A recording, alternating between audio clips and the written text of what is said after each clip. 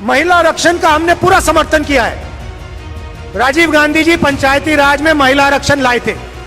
हमने बिल का सब पार्टियों ने, इंडिया ने, सब पार्टियों ने कहा हम इस बिल को पूरा समर्थन देते हैं। इसमें ओबीसी महिलाओं के लिए रिजर्वेशन क्यों नहीं किया? महिला आरक्षण को लागू करने के लिए विधानसभा और लोकसभा की 33% सीटें महिलाओं को आज दी जा सकती हैं। इस देश में ओबीसी कितने हैं, दलित कितने हैं, आदिवासी कितने हैं, कौन से समाज के कितने लोग हैं? और ये सवाल का जवाब सिर्फ कास्ट सेंसस से मिल सकता है। मेरी आवाज को दबाने की कोशिश की, टीवी का कैमरा हिल गया कि देश के ओबीसी को यह पता ना लगे कि हिंदुस्तान की सरकार को जो चलाते हैं, 90 लोग जो चलाते हैं, उनमें से सिर्फ 3 ओबीसी वर्ग से आते हैं। नरेंद्र मोदी जी अदानी जी से डरते हैं। अगर विपक्ष का कोई बोलता है, बीजेपी के कार्यकर्ता, प्रधानमंत्री, मंत्री सब हिलने लगते हैं, टीवी ऑफ हो जाता है, माइक बंद हो जाता है। तो प्रधानमंत्री 24 घंटा ओबीसी की बात करते हैं, ओबीसी की इज्जत की बात करते हैं। तो फिर प्रधानमंत्री कास्ट सेंसस से क्यों डरते हैं? ओबीसी का अपमान मत कीजिए, ओबीसी को धोखा मत दीजिए। कुछ दिन पहले मैं रेलवे स्टेशन में कुलियों से बात करने गया। उन्होंने मुझे बुलाया, मुझे कहते हैं राहुल जी, राजस्थान की सरकार ने जो स्वास्थ्य पे काम किया है उसने हमारी जान बचा दी, हमारे घुटने खत्म हो गए, हम वजन नहीं उठा पा रहे हैं। राजस्थान की सरकार ने हमारी मदद की, हम ये कभी नहीं भूल सकते। भैया यहां पे सिलेंडर कितने का है? ये गहलोत जी ने, खारगे जी ने, मैंने ये हमने नहीं किया है, ये कांग्रेस पार्टी के कार्यकर्ता ने हमें कह के करवाया है। नरेंद्र मोदी जी पूरे देश में माताओं बहनों से पैसा छीनकर 2-3 उद्योगपतियों के जेब में डाल रहे हैं। कांग्रेस पार्टी के कार्यकर्ताओं ने राजस्थान की महिलाओं को 500 रुपए का गैस सिलेंडर दिलवाया है, ये भूलिए मत। मैदान में जाइए, सच्चाई रखिए। और ये जो नफरत फैलाते हैं, इनके नफरत के बाजार के अंदर मोहब्बत की दुकान खोलिए। ये कार्यकर्ताओं का सम्मेलन है, आप दूर दूर से आए हैं।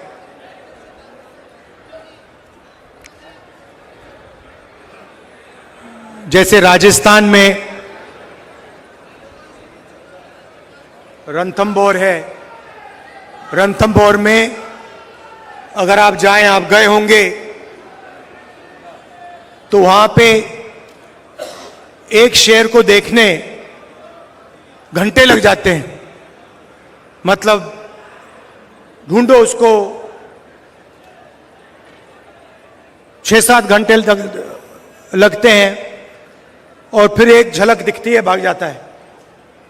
आप में से लोग गए होंगे रणथंभौर। यहां पे पहली बार मैंने देखा है कि हजारों बब्बर शेर एक साथ बैठे हुए हैं।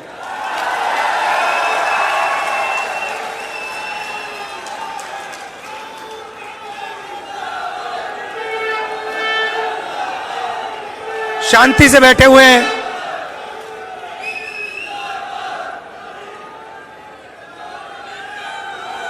नफरत की बाजार नहीं है, मोहब्बत की दुकान है।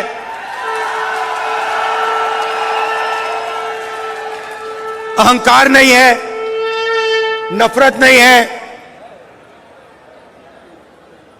मोहब्बत है, इज्जत है, प्यार है। ये फर्क है बीजेपी में और कांग्रेस पार्टी में विचारधारा की लड़ाई चल रही है।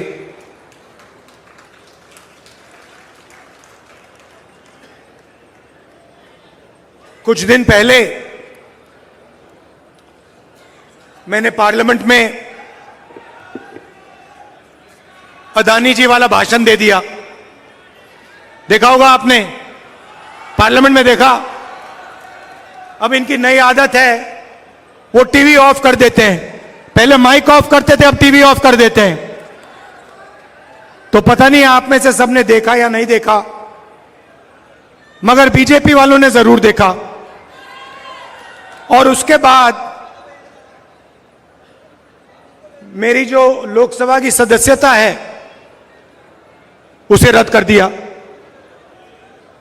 जैसे गाड़ी में एक्सेलरेटर दबाते हैं, वैसे ही मेरे केस का एक्सेलरेटर दबा दिया और 2 दिन में मतलब निर्णय ले ही दिया। पहली बार हिंदुस्तान में डिफॉर्मेशन के लिए मैक्सिमम पनिशमेंट 2 साल की मेरी लोकसभा की जो मेंबरशिप है रद्द कर दी। क्योंकि डर लगता है। डर लगता है। जैसे ही 2 चीजें हैं, आप एक काम करो कांग्रेस पार्टी के बब्बर शेरों, कोई भी बीजेपी का कार्यकर्ता आपके सामने आए, उसके सामने अदानी नाम ले लो, भग जाएगा।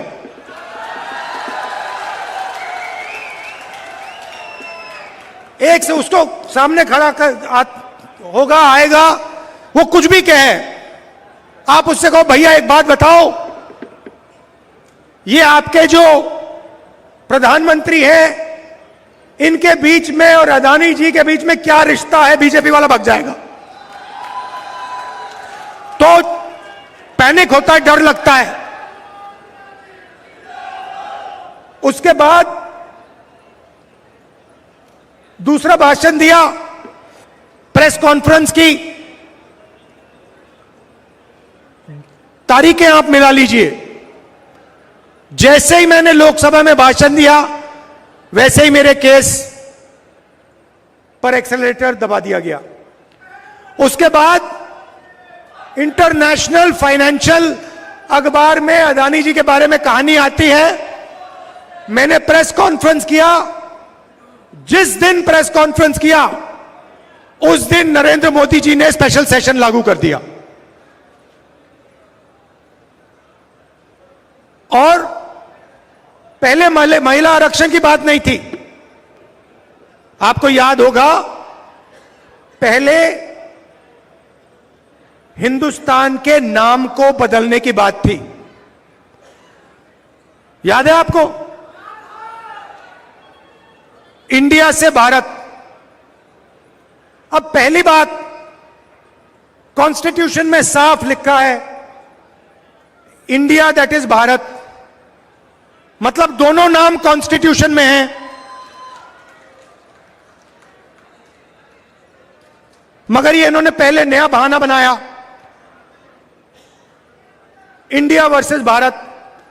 कोई झगड़ा नहीं इंडिया और भारत के बीच में, मगर इन्होंने कोशिश की भैया इंडिया और भारत के बीच में लड़ाई कराओ। थोड़े दिनों में उनको पता लग गया कि जनता इसको एक्सेप्ट नहीं करेगी। जनता ये बात को सुनने के लिए तैयार ही नहीं है। प्रॉब्लम हो गई। अब स्पेशल सेशन में क्या करें? स्पेशल सेशन तो अनाउंस कर दिया, अब क्या करें? चलो महिला आरक्षण की बात करते हैं। अब देखिए, महिला आरक्षण का हमने पूरा समर्थन किया है। राजीव गांधी जी पंचायती राज में महिला आरक्षण लाए थे। हमने बिल का, सब पार्टियों ने, इंडिया ने जो हमारा गठबंधन है, सब पार्टियों ने कहा हम इस बिल को पूरा समर्थन देते हैं, मगर इसमें हमारे 2-3 सवाल हैं। सवाल के जवाब दे दीजिए। पहला सवाल, इसमें ओबीसी महिलाओं के लिए रिजर्वेशन क्यों नहीं किया? दूसरा सवाल, बीजेपी के लोग कहते हैं कि महिला आरक्षण करने से पहले नए सेंसस की जरूरत है और नए डिलिमिटेशन की जरूरत है। यह सच नहीं है भाइयों और बहनों। महिला आरक्षण को लागू करने के लिए विधानसभा और लोकसभा की 33% सीटें महिलाओं को आज दी जा सकती हैं,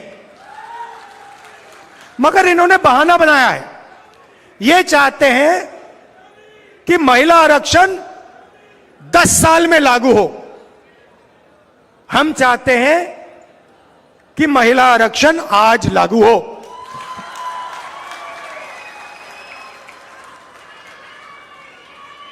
और ओबीसी महिलाओं को महिला आरक्षण का फायदा मिले। अब पार्लियामेंट में मेरा भाषण था, तो भाषण के लिए मैंने थोड़ी रिसर्च की।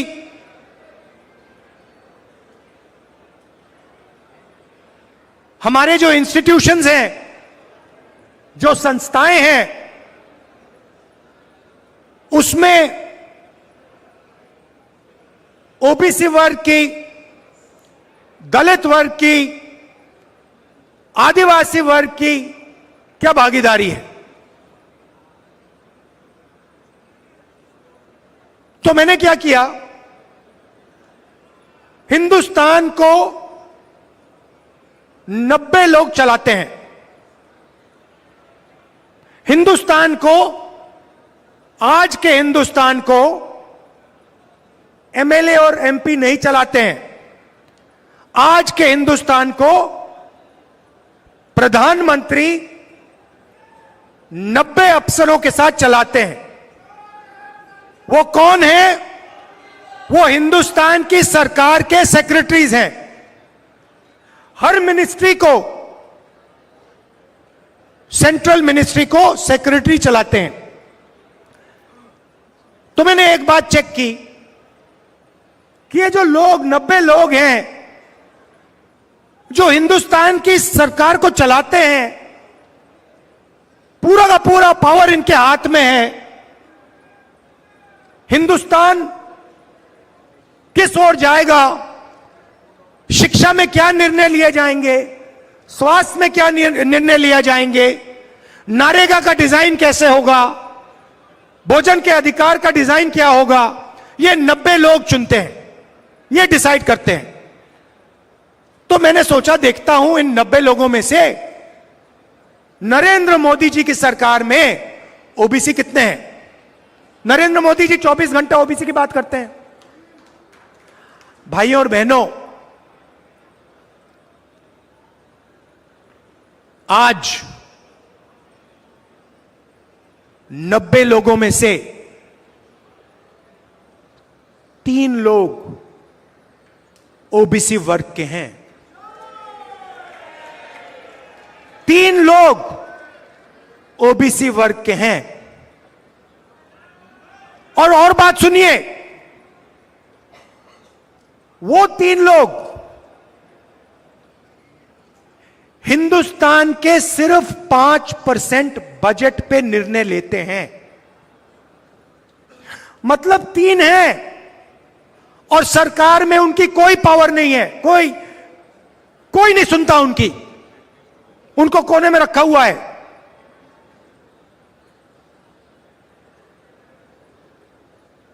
तो फिर पार्लियामेंट में मैंने एक और सवाल पूछा जो शायद हिंदुस्तान के लिए, ओबीसी वर्ग के लिए सबसे महत्वपूर्ण सवाल है। और वो ये है कि इस देश में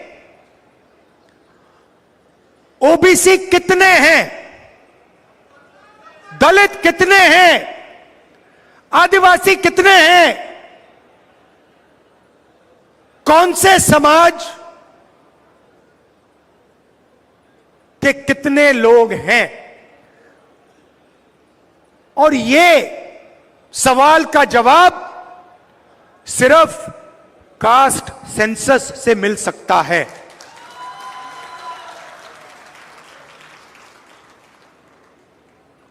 जैसे ही मैंने कास्ट सेंसस की बात शुरू की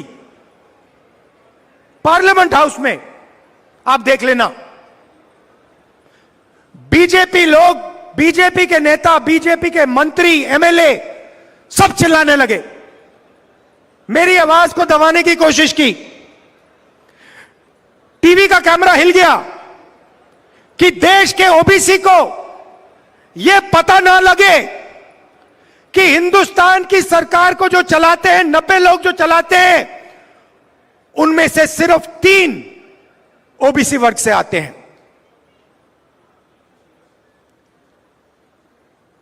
नरेंद्र मोदी जी,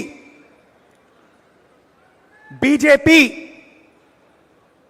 अदानी जी से डरते हैं। अदानी जी शब्द को अगर विपक्ष का कोई बोलता है,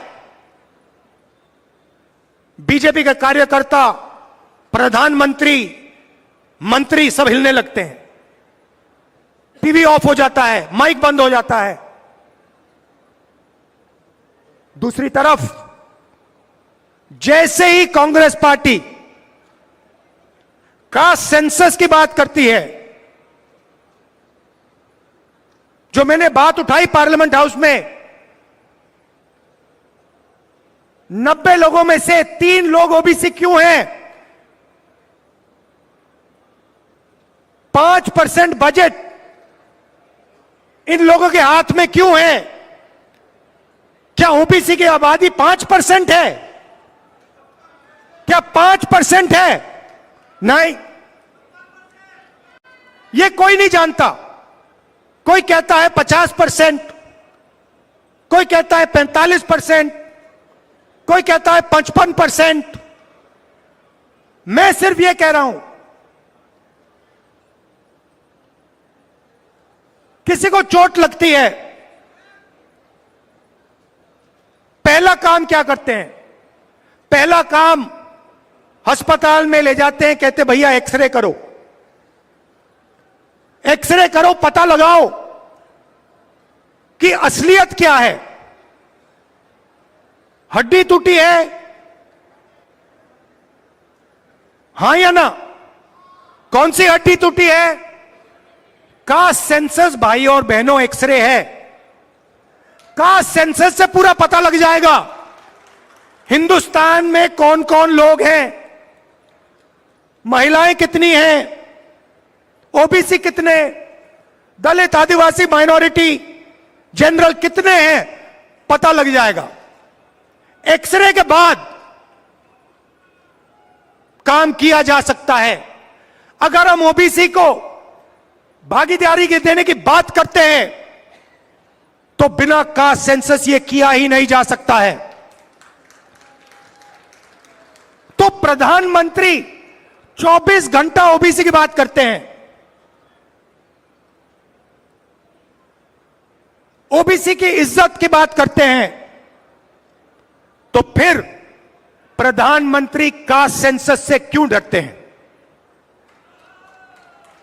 प्रधानमंत्री जी, अगले भाषण में आप हिंदुस्तान को बता दीजिए, कांग्रेस पार्टी ने कास्ट सेंसस किया था, आंकड़े आपके पास हैं, उन आंकड़ों को आप हिंदुस्तान के सामने रख दीजिए, हिंदुस्तान की जनता को दिखा दीजिए। और अगला जो सेंसस है उसको आप कास्ट बेसिस पे कीजिए।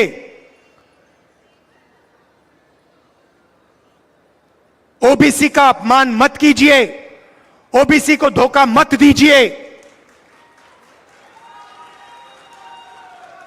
अब आप देखना नरेंद्र मोदी जी ना अदानी जी की बात कर सकते हैं और ना ओबीसी सेंसस की बात कर सकते हैं।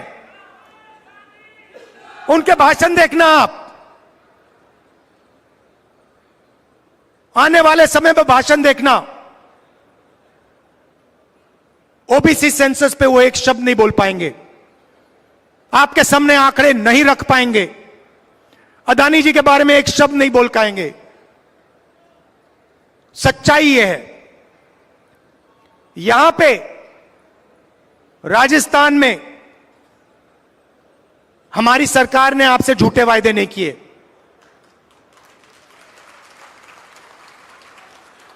21 लाख किसानों को 14,000 करोड़ रुपए राजस्थान की सरकार ने दिया है। चिरंजीव स्वास्थ्य योजना को आप जानते हो,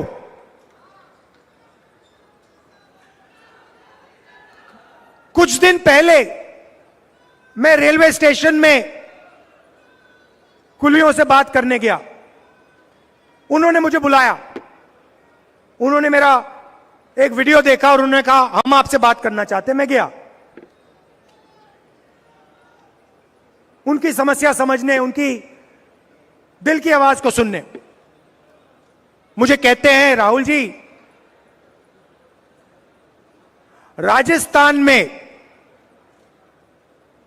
राजस्थान की सरकार ने जो स्वास्थ्य पे काम किया है उसने हमारी जान बचा दी।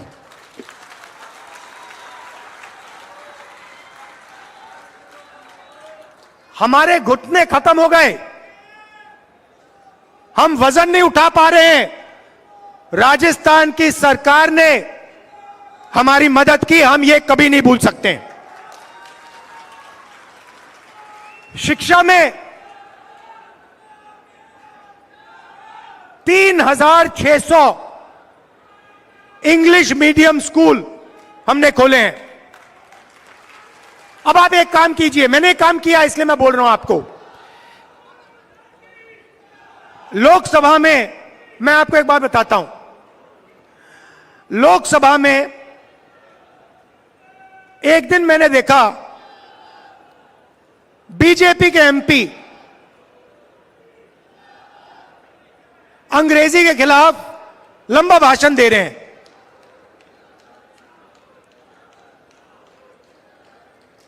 और हिंदी के बारे में बोल रहे हैं।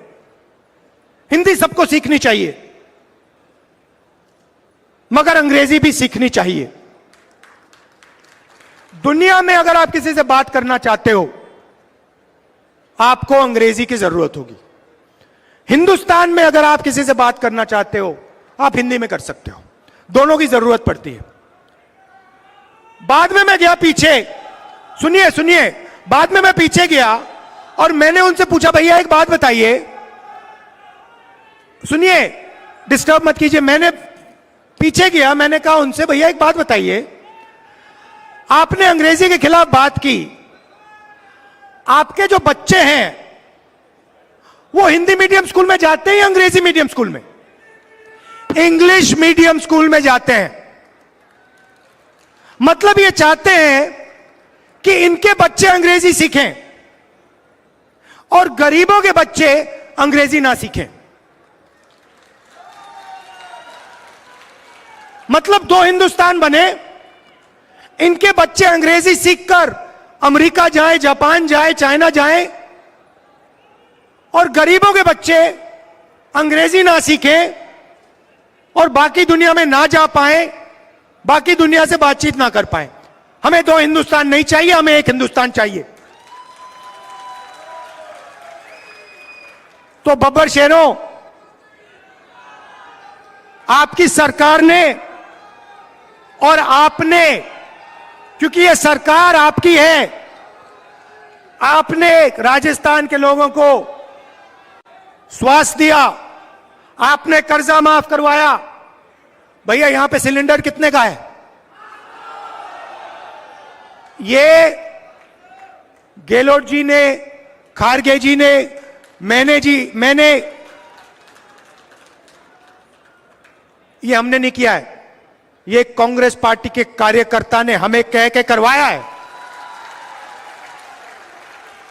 कांग्रेस के कार्यकर्ता ने नरेंद्र मोदी जी पूरे देश में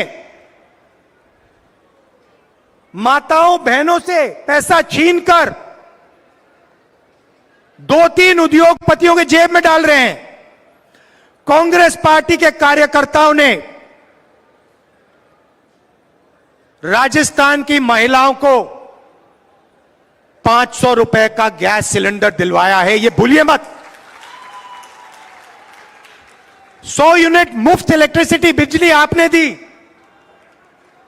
इंदिरा रसोई में 8 रुपए के लिए खाना आप देते हो।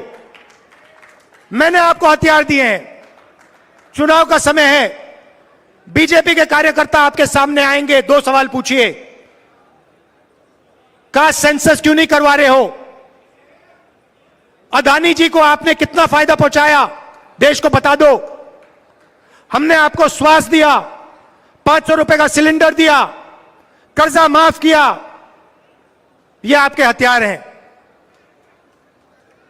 मैदान में जाइए, सच्चाई रखिए, और ये जो नफरत फैलाते हैं, इनके नफरत के बाजार के अंदर मोहब्बत की दुकान खोलिए। धन्यवाद। जय हिंद।